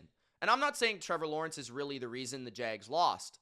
I didn't think that he was very good in this game, but I would also say that Josh Allen was just that much better. Josh Allen was head and shoulders to me the best quarterback that played this weekend. I don't think it was particularly close. He was just nearly magnificent. Like, I'm not saying that every throw he made was spectacular, and I'm not going to sit here and be like some of the other talking heads and say like, oh, look at this guy. He's the best player I've ever seen. He's like the next version of John Elway, which he kind of is. But what I'm trying to say about him is actually I'm giving him credit for something that people don't give him credit for, which is like he actually played the position in this game extremely smart. Like, he threw a lot of short passes. He made the explosive throw when it was there, but he never really forced it. He made a couple incredible throws down the field to Brandon Cooks or whatever, to Keon Coleman, but it wasn't like he was forcing them. You know, it was just, it felt so, just the shot selection of the game from Josh Allen, it just felt superb. It felt nearly flawless. Flawless is the word that I keep coming back to and I keep thinking of. And that to me was the story of the game. I also felt like the two weapons that really I thought had a great game, Khalil Shakir, 12 catches in the game for 82 yards. And 12 catches on 12 targets, more importantly. Like, it just felt like when Allen didn't have anything open over the top, that every single time Shakir was open on a bubble, he was open on a drag, he was open in the flat, he was open over the middle. Like, Shakir was just the chain mover or the drive starter or the guy that was like there to just get a few yards after the catch to make first down, 2nd and 5. Because the Bills kind of knew they didn't have the run game in this game, and they didn't really try to run the ball a lot, right? And that's what I give the Bills a lot of credit for on offense. They looked at the Jags and they said they're the number 1 run defense in the league. They're top 5 in yards per carry. Every analyst and every person talking about this game has been saying Jacksonville, in part why they could win this game is because they're so good against the run. And I credit Joe Brady because for so many times this year, I feel like he's been too reliant on their run game and oftentimes reluctant to put the ball in the MVP's hands. And he only gave James Cook 15 carries, which is still a good amount, but no other back had a carry. So it was literally only 15 runs from the running back. And then Josh Allen had 11 himself for only 33 yards. A lot of them were tush pushes, but he had 2 touchdowns. So, like, Josh Allen, they put the ball in Josh Allen's hands, and they said Jacksonville's secondary is a little spotty. And that's something that I said too. And I just felt like, you know, again, one coaching staff, Buffalo, clearly understood the assignment. They understood what defense they were facing. And I think Joe Brady deserves a lot of love for this game plan. And I thought it was very well executed by Josh Allen. It was near flawless. But Shakir was awesome. And then the other weapon I thought was really good was Brandon Cooks. I mean, 3 catches, 19 yards per catch. That's exactly what you're looking for from the old man who can still run for 58 yards and on 5 targets. And I thought he was close to a couple others. Keon Coleman made 1 big catch. Dawson Knox made 1 big catch, or a couple big catches. Kincaid made a couple big catches on 3rd down and in the red zone for a touchdown. Davis is out for the year. That kind of sucks. But, like, again, I don't think Joe Brady is going to get enough love. Like, I thought Joe Brady had a really good game plan. He didn't try to just go with 6 offensive linemen and run the ball against Jacksonville and say, this is our identity and we're going to run the ball. No. Part of being in the playoffs is looking at the weaknesses of your opponent and picking on those weaknesses. The biggest weakness, no Jordan Lewis, their nickel corner. Khalil Shakir gets 12 targets, slot receiver, right? Picking on this secondary, asking Jacksonville's defensive line to truly dominate Buffalo's offensive line, which is a good unit. And then giving the ball to your MVP quarterback who was just nearly flawless, and you trusted him to make the right decision every single time, and he did. whether it was a run. And he got beat up in this game. He got hit a few times where it looked like he was going to be out of the game. He came back. He was a warrior. And then on the other side of things, for Sean McDermott, this might have been one of his best playoff games in a long, long time. Like, Sean McDermott had a great game, and this is why Sean McDermott is a good coach. And this is why I think Sean McDermott is a better coach than Mike Tomlin. Because I occasionally see brilliance from Sean McDermott on defense in a way I don't see it from Mike Tomlin, who is a defensive coach. These guys are both CEO defensive-minded coaches. The one thing I would criticize Sean McDermott with is the clock management at the end of the game. I thought that was the wrong decision. And I felt like if Jacksonville would have been able to just get a field goal attempt, that game's going to overtime, and I'm criticizing Sean McDermott on this show heavily. And maybe Buffalo loses in overtime. Who knows what happens? But what I would have done, they had 4 opportunities from the 1-yard line. There was about 1:02 left in the game. Buffalo still had all 3 timeouts. Jacksonville had 0 by that point because they were taking timeouts during that drive to try to get the ball back later in the game. And they had no timeouts. So all Buffalo had to do was simply just tush push, but fall down at the 1-yard line. They would have taken 40 seconds off the clock. Now, the reason I think that it's a weak excuse to say, hey, you never know what's going to happen on 2nd, 3rd, and 4th down is, first of all, it's not 3rd or 4th down. It's 2nd, 3rd, and 4th down. You literally have 3 plays. And you have 3 plays from the 1 or 2 yard line with the best short yardage player in the NFL and the most effective short yardage play in the NFL, which is tush pushing Josh Allen into the end zone, right? And then on top of that, you have James Cook. So it's like the chance of Jacksonville actually getting that stop was like very, very, very, very, very small, right? It would have had to be a catastrophe, a fumble, a botched snap, a penalty. Like, it would have had to be a catastrophe for you to mess that up. And even if, let's say, you take a false start, okay, it's 2nd down at the 7. You can still gain that with Josh frickin' Allen, right? You know what I'm saying? So, like, to me, it's like I would rather risk a penalty. I'd rather risk that very small percentage that this comes down to 4th down, right? And knowing that in the back of your mind, Jacksonville is literally letting you try to score. They wanted you to score. Like Liam Cohen admitted it after the game. He said we were letting them score. So knowing that, you know, you probably wouldn't have had to give up any yards there. You probably could have just take a knee and then call timeout with 20 seconds left and then win the game with your best player with 20 seconds left. Like, I am extremely surprised that Sean McDermott decided to go with the approach of let's trust our defense given where he's been with his playoff career. Like, I would have been like, no, let's trust Josh to win this game. Call timeout with 20 seconds left. If we fail on 3 straight tush pushes, we fail with 3 straight tush pushes.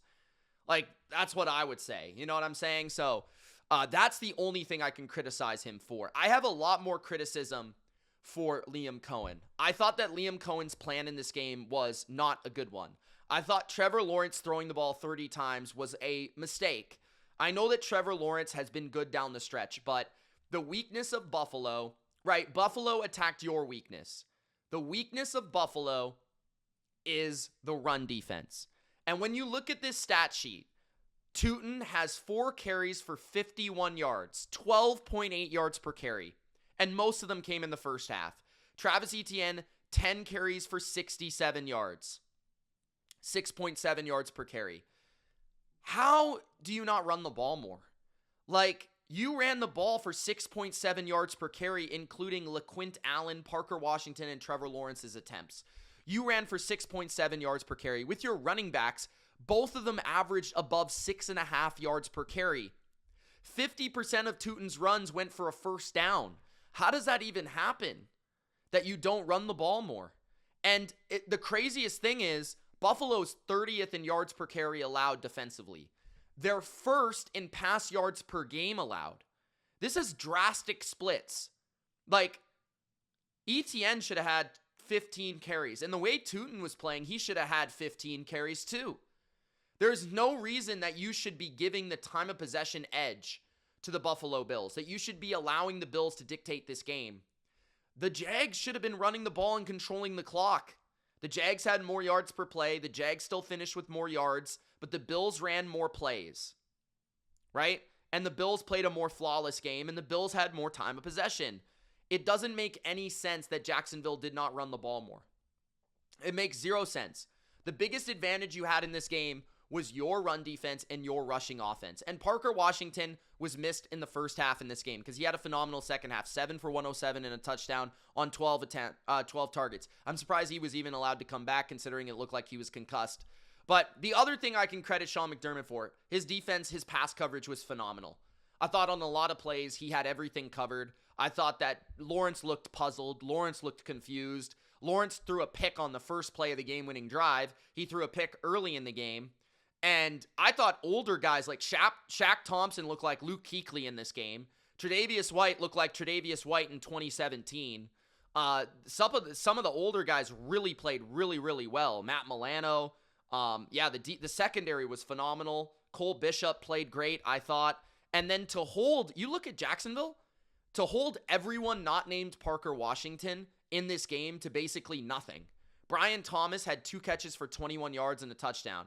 Jacoby Myers had 1 catch for 12 yards. Brenton Strange had 2 catches for 9 yards, and Tim Patrick had 0 for 0. So you look at it this way. The second, third, and fourth option in the passing game, Brian Thomas, Jacoby Myers, and Brenton Strange, had 42 yards. 42. That is phenomenal defense. That's phenomenal coverage. I get it. One guy had a good game. Great. Washington's been hot. He's a tough guy to cover. Everyone else was awesome. So the reason the Bills win this game, pass defense, pass offense. That's what I broke down in the preview. That's how they had to win this game. That's how they won this game. And I think they also won this game because of mistakes from Jacksonville. Right? Buffalo did turn it over once on a kick return. Jacksonville didn't properly take advantage in the first half. They were trailing at halftime.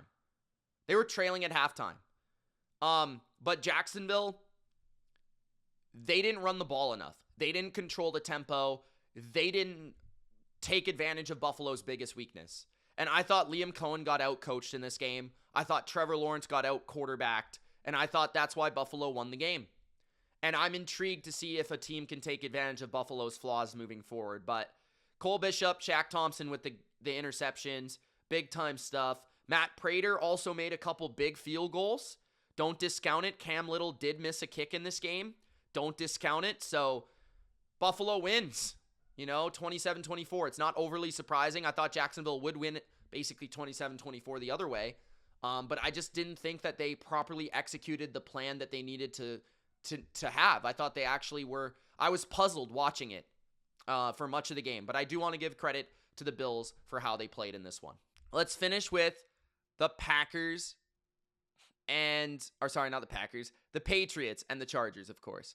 So, my Patriots won 16-3 over the Chargers. And this was probably more of a beatdown than the score indicated. I never really felt like New England was going to lose, but there was a part in the game where it was a little too close on the scoreboard for comfort, especially when I would say Drake May fumbled the ball the first time. I was like, that could have been 3 points there. New England did struggle in the red zone, which I think contributed to the lack of blowout in this game. But New England had 170 more yards. They had 5 more minutes of possession. They were 0 for 3 in the red zone, which was significant. The Chargers were 0 for 2. One of those came at the end of the game, though. The Patriots were 0 for 3. And neither team was good on third down. New England was utterly dominant defensively. I mean, they were absolutely dominant. I don't think the stats do it justice, to be honest. 207 yards for the Chargers. Only 1 turnover for the Chargers, which was a fumble by Herbert. They still had 17 first downs, but they were 1 for 10 on third down. Every passing situation, New England dominated them. 1 for 10 on third, 1 for 3 on fourth. The Chargers could not run the ball to save their lives. Herbert had the most rushing yards, 57 on 10 carries. Vidal was really the only running back they featured because Hampton was hurt. Hampton had 1 for -1 yard. He only played 1 play. Vidal averaged 2.8 yards per carry. That was the New England run defense I knew from beginning of the year. This was the Patriots defense healthy, and they looked like it. And this was the most creative, most prepared, most intelligent defensive game plan I've seen from the Patriots in this regime. And that gets me really excited about this team's prospects in the playoffs, because I know it was the Chargers, and the Chargers have maybe the worst offensive line in the league, and there was a clear path to victory here for the Patriots. And I thought anyone who picked the Chargers throughout the course of the week was rather blind, dumb, hadn't watched New England play, or just like flat out a hater, because I thought there was no path for the Chargers to really win this game. Sure, the Chargers have a great defense. I think they're a top 5 defense in the league this season. And they did give Drake May some problems, particularly with pressure, more so than coverage, in my opinion. But May still put up the most yards, I believe, or second most yards of any quarterback this season. Total yards. I think Mahomes only had more. I think Mahomes had like 300 something, and Drake had like 200. Or wait, I might be wrong. I think Drake might have had the most. Either way, Drake May and Patrick Mahomes had the most. Let me check. I had the stats somewhere here. Can't.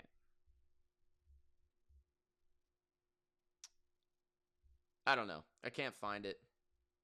But yeah, New England, Drake May actually had like the best game, or one of the best games yardage wise, that any quarterback had against the Chargers. So they still, 268 passing yards against an elite pass defense isn't bad. 9.2 yards per attempt is really good. 1 touchdown, 1 pick. The interception was kind of fluky in their own end, and the Patriots stopped them. That was a huge part of the game. Like, the biggest plays in the game were the Hunter Henry touchdown, was the stop early by the Patriots on 4th down, which was the correct decision to go for it by the Chargers. It was just great defense. The Chargers' inability to run the ball was kind of like their only hope. If the Chargers could have ran the ball better, they would have had more opportunity to get early down yardage, to set themselves up in more reasonable 2nd and 3rd downs. They would have been better in short yardage. They would have been better in the red zone. The run game is so important. It dictates so much in these playoff games, just in terms of how you can affect the pass game and how the pass game builds upon it.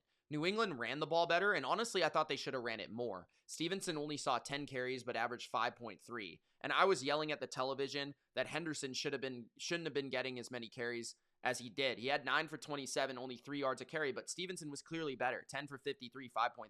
He should have been getting the ball a lot more, in my opinion. New England tried a trick play with Efton Chisholm. It didn't work. They tried to throw it to Drake May. He was open. He just missed the throw. What else? I thought the Stevenson completion early was a big play just for the momentum's sake. Kayshon Boutte had a couple big explosives after the catch. You look at the Chargers receivers. Ladd McConkey led the way with 3 for 32. Like, that is gross. Gadsden had 3 for 30. Allen had 3 for 25. Keenan Allen had a miserable game. He was terrible. He dropped multiple passes. He was off with Herbert most of the day. Not good. I mean, most of the completions for the Chargers early and late were against soft zone coverage. New England kind of adjusted in the second quarter, or I would say maybe even at halftime, where they were like, okay, we're just going to start blitzing you every play. That's what I was kind of saying in the first half. I'm like, I really like how they're blitzing. They should do that more. And I actually loved it. Again, going back to what I said to start this Patriots-Charger recap, this was the smartest game plan I've seen from the Patriots all season. This was the most dialed in, like, opponent-specific game plan. And I think New England has kind of been saving this for the playoffs. Man to man. And we saw them actually specifically match up with certain players on certain downs. Like, there were certain times when Gonzalez was on McConkey, but then certain plays where he was on Quentin Johnston, and it was kind of situation dependent. And Gonzalez was fucking phenomenal in this game. He was lights out. He was the best corner I watched all weekend by far. He was unreal. I mean, Quinyon had a good game too with the interceptions, but he got beat. Gonzalez did not get beat once in this game. Like, he was sensational. He'll be back next week. He did leave the game late with a concussion. I thought Carlton played well. Marcus Jones played spectacular. I thought he made some nice pass breakups. Love what I saw from Craig Woodson, the rookie safety. 11 tackles, a tackle for loss. He was involved in the blitzing. He was really good. Christian Ellis had 8 tackles. He also had a fumble recovery. He was really good. Robert Spillane was back. I didn't really notice him much. but, he helps, obviously. Milton Williams was dominant. 2 sacks, 2 tackles for loss. He was maybe the best player on the entire field. Caleb Chason had 3 tackles, 2 sacks, 2 tackles for loss. His were more chasing sacks or like effort sacks, but still good game. Barmore had a really dominant showing despite no sacks. I thought he really bullied the pocket on the interior. Landry was kind of quiet, but yeah, New England's defense was awesome, phenomenal, unreal. I loved the details of it. It reminded me of a Belichick game plan when New England used to dominate and just overwhelm offenses where they were like having cloudy, confusing coverages, making zone look like man look like zone, matching up specific corners with specific receivers, which I'm really hoping carries over into future matchups, because I think that's a way New England can really win the Super Bowl is if New England leans into their talent at corner. This is the aspect that I've been asking them to do all year is like lean into the fact that you have Christian Gonzalez, Carlton Davis, and Marcus Jones. Like, yeah, we don't have the best pass rush in the world. I think it's underrated because we have a dominant defensive tackle duo and everything works off of that. And we have a dominant run defense, but let's lean into that man-to-man. Let's lean into those corners and let's match up. Like, let's do it. Marcus Jones has played outside before. Like, if there's a quicker, twitchier guy, he can chase him outside. If there's a number 1 guy, if we play Puka in the Super Bowl, there's no reason Gonzalez should not be in the slot, covering him every play. Go for it. Like, let's go for it.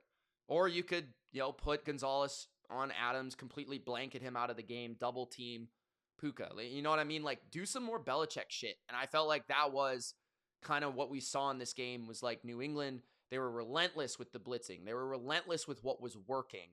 And they really tapped into just the coverage, the corners. And then I thought, kept Herbert kind of spinning. And Herbert seemed confused in a way that you don't see it often from him. He was missing throws. He was panicking. He was hurried. He was chasing himself out of the pocket, throwing the ball away. He was instantly scrambling. He didn't trust his offensive line. He didn't trust his protection. He was missing open throws because he didn't know what he was seeing, and he didn't know if he was going to be protected. I mean, he had 159 yards. He was sacked 6 times. He had a 74 passer rating. He didn't throw an interception. That was like the only thing that happened positively for him. But again, like Drake cut out the fumbles, take the sack. Other than that, like I thought Drake made some really big throws. 3rd down and long with this guy, it feels like you're going to get it every time. I don't even remember Brady being like this, where it's like 3rd and 18. I have confidence that we're going to get the first down. Like Chisholm, Henry, like Diggs. It just feels like we always get those first downs. Booty, relentless there. I think we should have leaned into Stevenson more. I thought McDaniels should have ran the ball more against this defense. I was genuinely surprised by how much pressure the Chargers got in key moments. Will Campbell and Jared Wilson struggled, in my opinion. The right side of the line I thought played well, but Stevenson played great. He led the team in receiving. Henry played pretty good. I'm not worried. I'm actually more sold on the Patriots now after seeing that defensive absolute dominance than seeing our offense score 30 against a great defense, because New England's been great on offense all year. And they were good enough to win this game, and they probably should have scored more. Like, we kicked 3 field goals. And we only really kicked 3 field goals because we knew our defense was stopping them. So it wasn't like we were going to go for it on 4th and shorts when we maybe could have. You know what I'm saying? So the Patriots could have scored 20 plus in this game, especially considering I think we fumbled the ball in Los Angeles territory. Like, you even look at some of the drives, like first drive of the game, New England gets to the 45 and they punt. Like, there was a couple like midfield punts. Okay, so then we had a 93-yard drive for a field goal, which was crazy. A punt at the Chargers' 45-yard line on a 4th and 6. In a more offensive game against a worse defense, maybe you go for that. You know what I'm saying? Like, we punted at the Charger 45. Drake just misses Stevenson on, an open play. Kind of a little unfortunate. field goal at the end of the half, where it actually looked like if that's a normal drive, we probably score a touchdown on that drive. We just had to kind of get the field goal. Then in the third quarter, a fumble after a 58-yard drive, sack, at the 18 of the Chargers. We had the ball at the 18 on a second down. It was a second down and 10, and we fumbled the ball. That's another 3 points at least. Then another field goal on a 64-yard drive where we drove down to the Chargers' 21-yard line. Douglas drops the ball. May misses Hooper for a touchdown. It's another opportunity where we only kick 3. Then, we get an 80-play drive. Actually, there was, you look at it in the second half, this was the drives for New England in the second half. Fumble after a 58-yard drive. So it was 6-3 at halftime. We drove down the field on our first drive and fumbled. Then field goal. Then touchdown. Then a punt where we were trying to kill the clock, basically. And then the end of the game. So, the second half was actually pretty good from the Patriots offense. You had the ball 11 plays, 8 plays, 7 plays on 3 drives for 80-yard drive, 64-yard drive, 58-yard drive. So, against a good defense. The Chargers are legitimately... The thing about the Chargers is their coverage is very sound. Their coverage is very calculated. They don't give up big plays. They're very disciplined. They're very confusing. Minter is a great coordinator. And with, Thule, Mack, Tart, and Owe, that was a pretty good pass rush. I kind of underestimated how good their pass rush was. Owe had a dominant game. He was really good. But...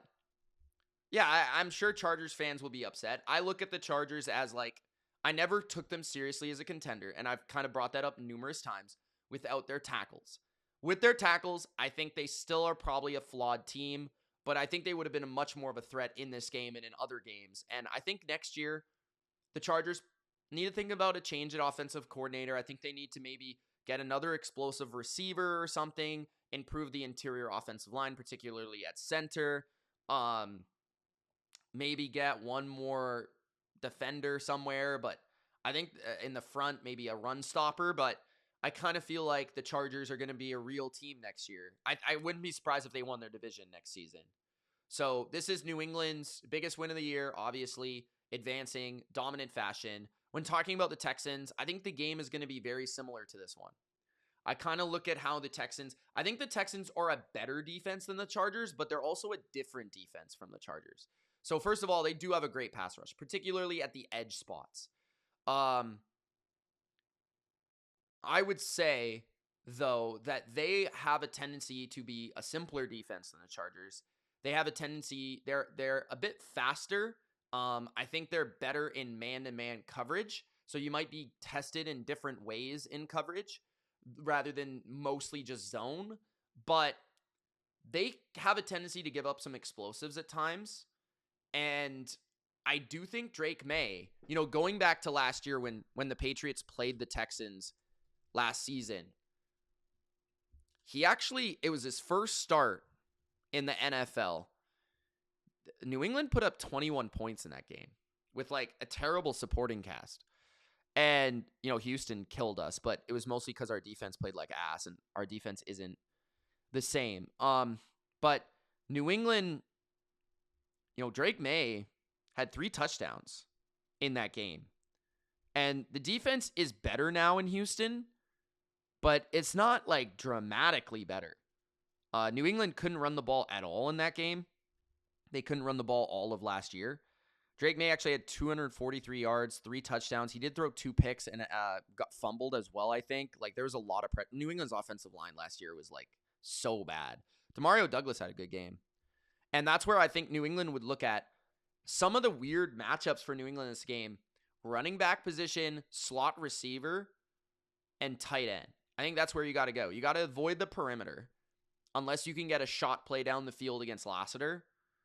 I remember Booty beat Stingley for a touchdown in that game deep down the field before the half. That was Drake May's first touchdown throw. But I actually think Drake May matches up better from a quarterback stylistic standpoint against the Texans than the Chargers. Because the Chargers will never allow big plays. And they make you throw the ball short. They make you be very, very calculated, very, very conservative. And May wants to be explosive. And to me, like, I kind of feel like the Texans, they're so fast, they're so physical, they believe in their talent so much, they will kind of be a little bit over aggressive. And I think that New England can capitalize on that. I don't think New England is going to score 30 points, but I do think there's a possibility New England could score like 24 points. And I think that would be plenty against the Texans. I do think, though, probably first to 20 wins that game, and I kind of think New England will be better. I just think New England, Houston having a run game against Pittsburgh was surprising, but I don't think they'll be able to run against New England. New England is just very good with their full personnel, and hopefully Tonga comes back next week to further help that, where New England can shut down the run of Woody Marks and Nick Chubb, blitz CJ Stroud as they did Justin Herbert, trust our corners on islands, and just get after Stroud relentlessly. Just get after him. Force him to make quick, decisive, accurate passes. And if we keep getting 3-and-outs and we keep getting stops, eventually Drake May's going to make plays. Drake May's going to make scrambles against this team. We're going to be able to hit a couple runs. We're going to be able to hit a couple throws. I just think the Patriots offense is just too good for the Texans to win this game without their offense contributing. And if the Texans offense contributes like they did against the Steelers, they're going to lose. Like, they need to score more than they did against the Steelers. And New England's a better defense than Pittsburgh, by the way. They are a better defense than Pittsburgh. So, and they're at home. And I think the Texans offensive line has problems on the road because they have problems with the snap count. They have problems with pressure. I think New England's going to expose that again, just as they did to the Chargers. So I'm really looking forward to Drake May against the Texans defense. It's a lot, but I think you can. I mean, just to start, I'd put Diggs in the slot and go from there and try and feast on the slot, whether it be Jalen Petrie, whoever they put out there. I think you got to look for that matchup. I think you got to get your running backs really involved here. And I think McDaniels is going to have a good plan for the Texans. So I'm looking forward to it. But yeah, that's it, guys. Your wild card recap. Thank you for watching. It's Mitch. Hope you enjoyed. If you did, Gronk spike the like button. Don't be a jabroni. Subscribe to the channel, and we'll see ya in the next one. Peace.